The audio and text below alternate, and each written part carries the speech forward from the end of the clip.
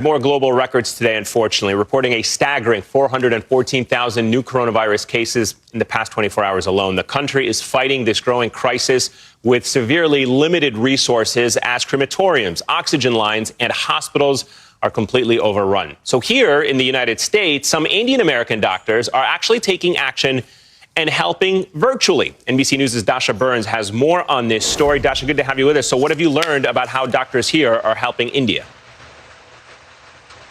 Hey, Eamon, we met doctors Avinash and Geeta Gupta. They live and practice medicine here in the U.S., but as they watched the crisis grow in their motherland, they felt like they had to do something.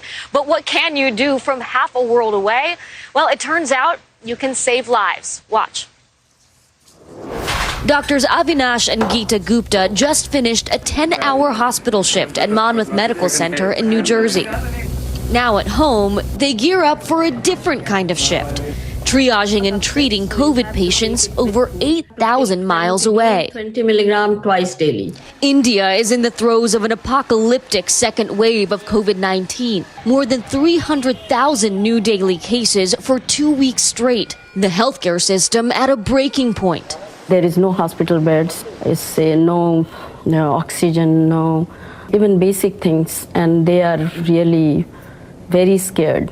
So the Guptas sprang into action, launching a growing coalition of Indian American doctors from across the U.S., turning to telemedicine to help keep patients in India out of overwhelmed hospitals.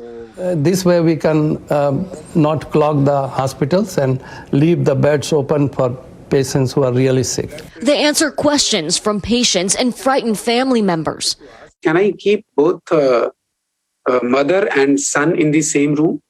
Yes, you can. They look over test results and recommend treatments. Convenient. Let me know if you get worse or if there is any change or anything, okay?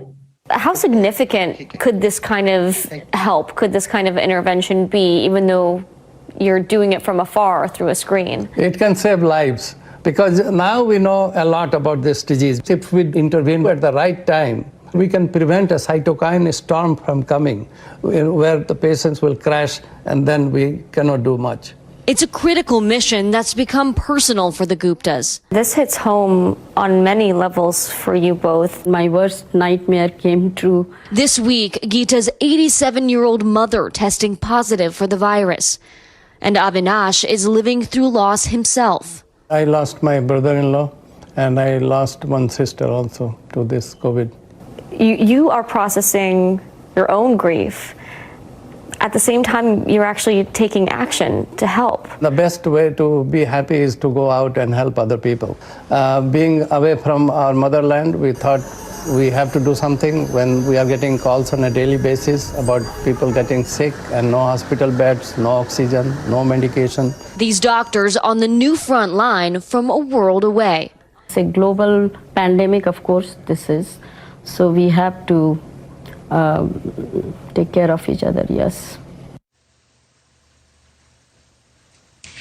Eamon, the Guptas do this 7 nights a week. They already have dozens of other doctors who have volunteered and joined the effort. And Avinash tells me there's a saying in India that means the whole world is a family. And he says we can't isolate ourselves, especially in a crisis like this. Eamon? Absolutely true and powerful words there. Dasha Burns, thank you very much for that eye-opening report. And switching gears from the coronavirus to politics, coming up, the